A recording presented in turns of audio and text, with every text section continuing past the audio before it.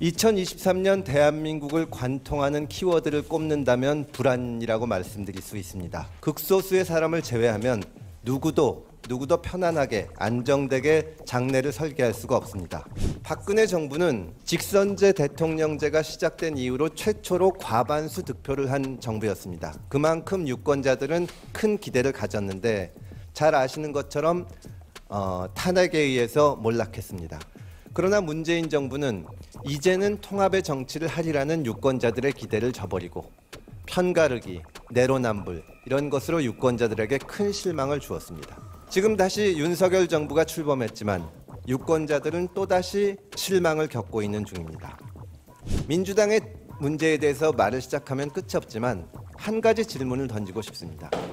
지금 민주당이 주력하고 있는 것이 양곡법, 방송법 등의 개정입니다. 민주당이 이 법을 진짜 하려고 했으면 5년간 집권하는 동안 얼마든지 할 수 있었습니다. 방송법이 정말 옳은 거라면 누가 집권을 하더라도 해야 되는 것이고 틀린 것이라면 누가 집권을 해도 하지 말아야 되는 것입니다. 국민의힘에 대해서는 지금까지 무엇을 했으며 앞으로 무엇을 할 것인가를 묻지 않을 수가 없습니다. 집권 1년이 지났지만 청와대를 옮긴 것 외에 별다른 한 일을 찾기가 어렵습니다.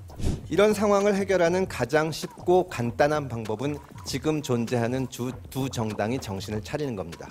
기존의 진영에서 리더십이 변화를 하리라는 전망을 하기는 어렵습니다. 새로운 세력이 출현해서 유권자들에게 새로운 선택을 주고 또 정치를 바꿔보려고 하는 사람이 몸담을 수 있는 틀을 만들어주지 않으면 이 상황을 깨기는 어렵습니다. 언론에서는 흔히 새로운 세력을 제3지대라고 부릅니다. 중도 세력이라고 하기도 합니다. 보수 진보의 중간에 있다는 뜻입니다. 그러나 저는 이런 말은 틀리다고 생각을 합니다. 보수 진보의 구분은 이미 역사의 뒤안길로 사라졌고 아까 이상민 의원님께서 국민의힘과 민주당을 합쳐도 좋겠다고 농담을 하셨지만 실제로 두 당의 차이가 없고 두 당이 과연 진보의 가치나 또 보수의 가치를 상징하고 있는지 지키고 있는지 지극히 의문입니다. 과거 우리 정치판에 민주당 계열이나 국민의힘 계열이 아닌 제3의 인물이나 세력이 등장한 일이 몇 차례 있었습니다. 그러나 한때 작은 성과를 내는데 그쳤을 뿐 영속하지 못했습니다. 특정 대선 주자를 중심으로 뭉쳐서 당장 정권을 잡으려고 뭉친 세력이 새로운 세력이 될 수는 없습니다. 실패한 대통령이 연이어 나온다면 이것이 인물의 문제가 아니라 우리 시스템에 문제가 있다는 생각을 해야 됩니다.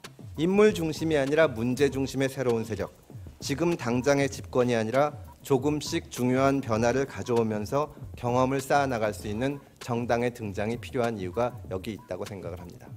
그러한 세력을 만들기 위해서는 내년 총선 때 수도권을 중심으로 30석 정도의 의석을 차지할 수 있는 세력이 등장하면 정말로 많은 기대를 받을 수 있고 또 많은 사람의 좋은 의견을 모아서 새로운 길을 찾을 수 있다고 생각을 합니다. 금태섭